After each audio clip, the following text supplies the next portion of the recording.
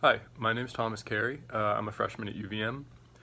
I am undeclared in terms of my major, not really sure what I want to do yet. I was born in Vermont, live about 15 minutes away from campus.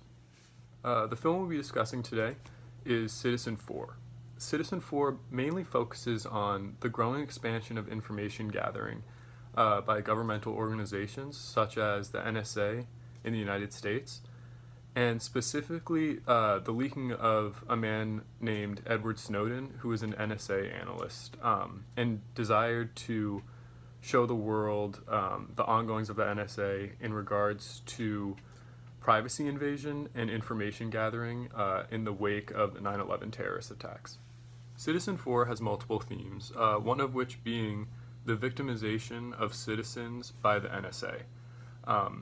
And citizens of other countries by governments using advanced information gathering. In the film, they discuss this mainly through the description of metadata and metadata analysis, which allows for the government to be aware of actions of citizens, like where they are, what they're doing, what they're purchasing, just by collecting vast amounts of information that aren't even necessarily considered to be content. For example, an individual, like an individual's calls, who they're calling and when they call, is just as gives just as much information as to what they're up to as the content of the call. Because when you take that information and then couple it with something like a purchasing record or cell phone information, which gives location, trends as to a person's lifestyle or activities can be deducted. And then when you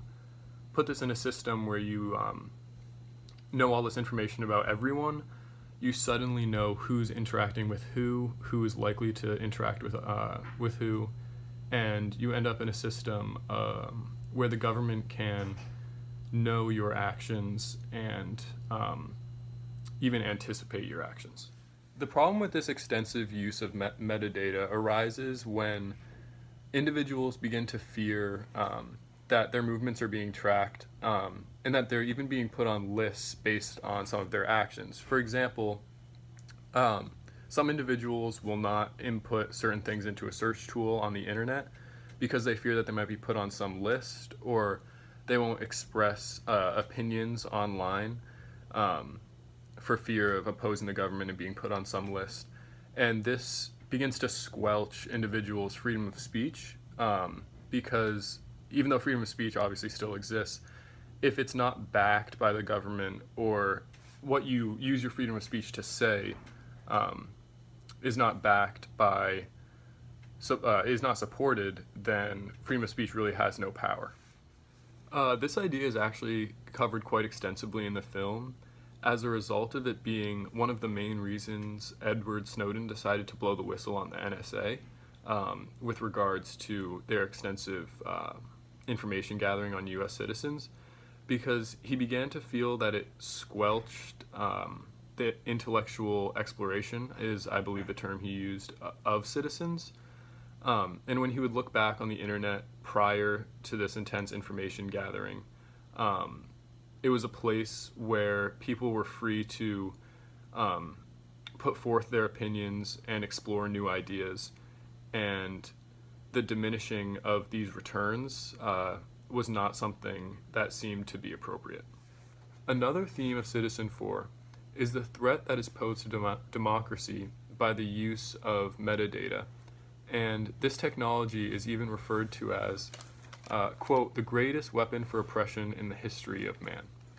The way in which metadata analysis poses a grave threat to democracies across the world is best explained by William Binney at a hearing, who is an ex-NSA analyst, and he explains how dictatorships always begin with the government or the ruling class controlling the information of their own population, and therefore being able to control the information they receive and their in-depth ability to monitor their own population's actions.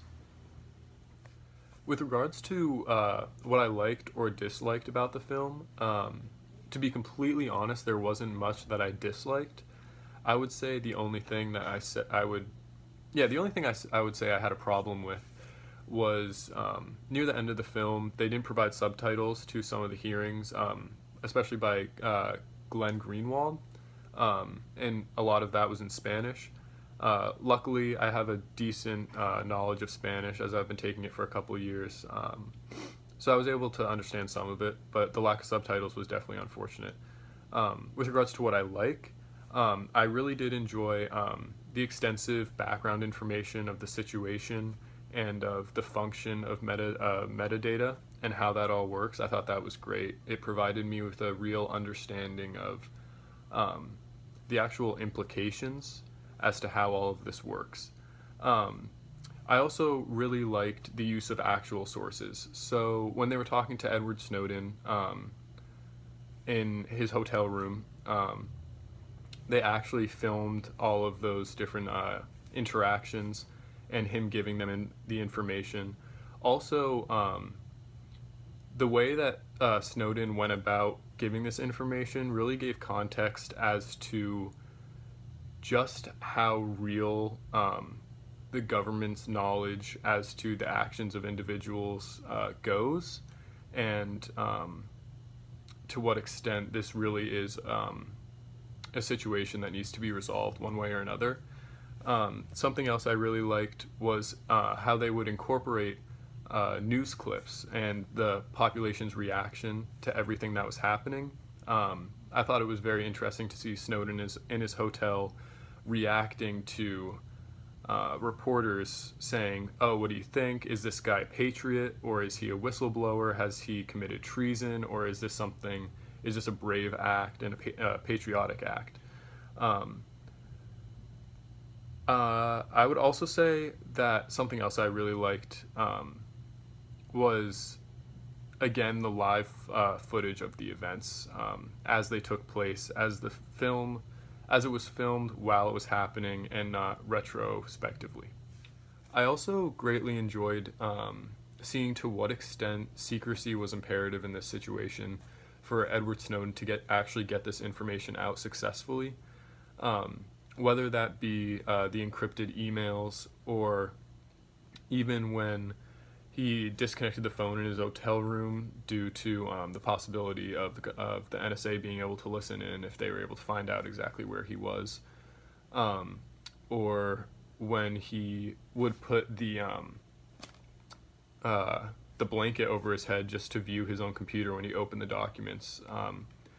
I thought it was very interesting to see that it painted the government in a very different light, in the NSA specifically. And I think that's good for the citizenship of the United States, not to always view the government as something that is always rightful, true. And I think it's important for citizens to be skeptical. And I think this film did a very good job of exemplifying that and giving a real world situation as to why that's so important as it was happening. China's government greatly influences the information that goes into and out of the country, and that the population is exposed to and is not exposed to.